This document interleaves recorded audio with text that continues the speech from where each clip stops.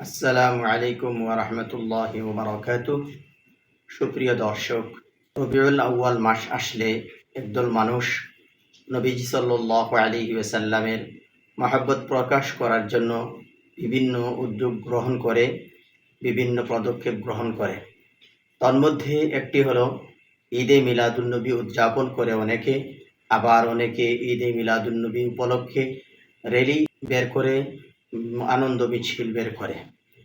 তো আবার দেখা যাবে যারা আনন্দ মিছিল বের করে না, তারা ঈদে মিলাদুন্নবী পালন করে না, উদযাপন করে না, ওদেরকে নিয়ে তারা কটাক্ষ করে এবং দোষারোপ করে যে তাদের নবীজির প্রতি মহব্বত নেই, নবীজির প্রতি ভালোবাসা নেই।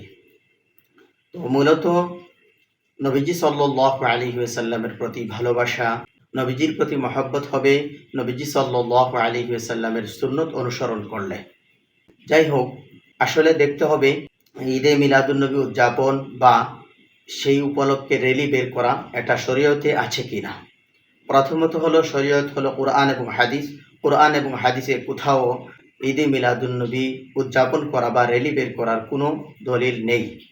আমরা ঈদে মিলাদুন্নবী উদযাপন করতাম, র্যালি বের করতাম যদি রসুল সাল্লাল্লাহু আলাইহি ওয়াসাল্লামের জীবনে কখনো তিনি র্যালি বের করতেন, ঈদে মিলাদুন্নবী উদযাপন করতেন।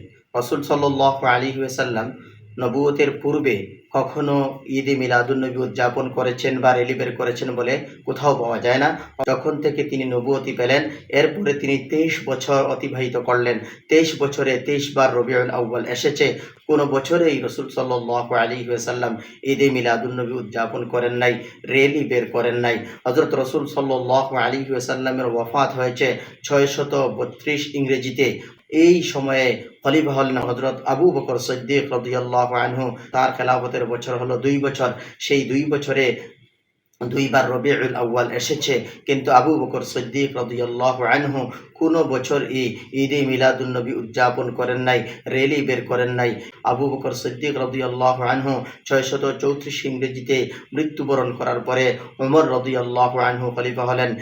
তিনি 644 ইংরেজি পর্যন্ত 10 বছর খেলাফত পরিচালনা করলেন। এই 10 বছরে 10 বার ওনার সামনে রবিউল আউয়াল এসেছে, কোনো রবিউল আউয়ালে উনি ঈদে মিলাদুন্নবী উদযাপন করেন নাই, র্যালি বের করেন নাই। এরপর খলিফা হলেন হযরত উসমান রাদিয়াল্লাহু আনহু।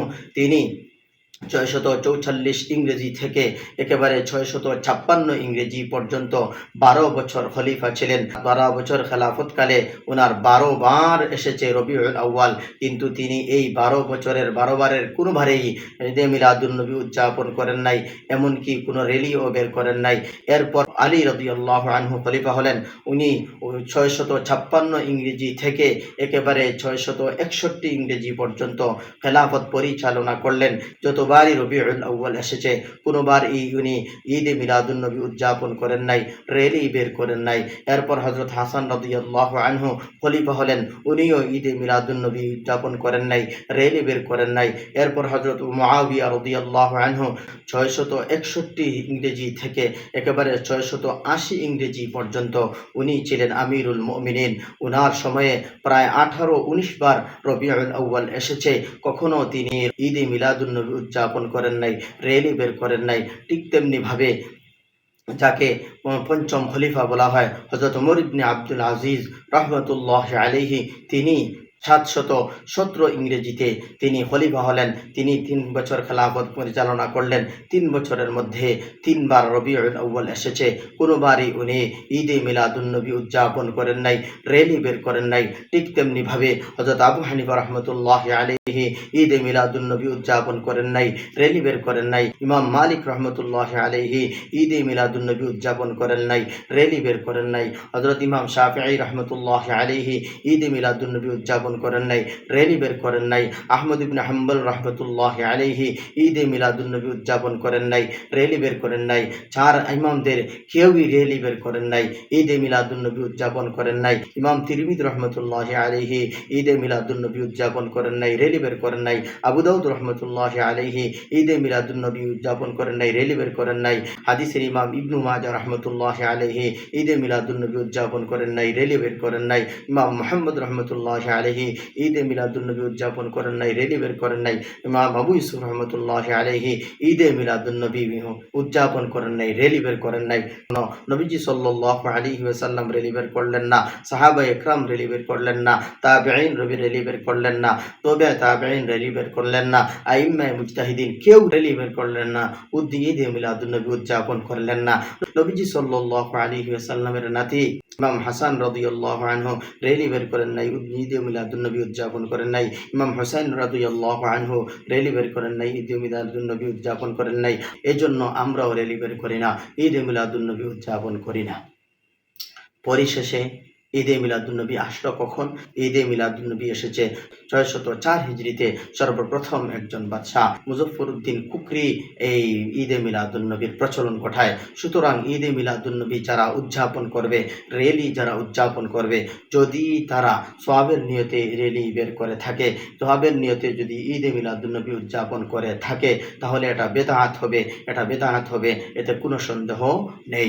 এজন্য আমরা রেলি বের করি না এবং ঈদে মিলাদুন্নবী উদযাপন করি না। আর এই ঈদে মিলাদুন্নবী উদযাপন না করার কারণে যদি কেউ আমাদেরকে দোষারোপ করে, তাহলে শরীয়তের পক্ষ থেকে আমাদের উপর দোষ আরোপিত হবে না বিধায় তাদের দোষের আমাদের কোনো ভ্রুক্ষেপ নেই। বেশি থেকে বেশি রবিউল আউয়াল আসলে বা যে কোনো সময় রাসূল সাল্লাল্লাহু আলাইহি ওয়াসাল্লামের জীবনী আলোচনা করা যেতে পারে। এটা আলোচনার বিষয়, উদযাপনের কোনো বিষয় নয়। এজন্য আসুন আমরা সঠিকভাবে রাসূল সাল্লাল্লাহু আলাইহি ওয়াসাল্লামের সিরত নিয়ে আলোচনা করি, নবী সাল্লাল্লাহু আলাইহি ওয়াসাল্লামের জন্ম নিয়ে আলোচনা করে, এই আলোচনা করে রাসূল সাল্লাল্লাহু আলাইহি ওয়াসাল্লামের সিরতকে অনুসরণ করে আমাদের জীবন রাঙ্গাই। আল্লাহ যেন আমাদেরকে বুঝার তৌফিক দান করেন। আমিন। ওয়া আখিরু দাওয়ানা আলহামদুলিল্লাহি রাব্বিল আলামিন।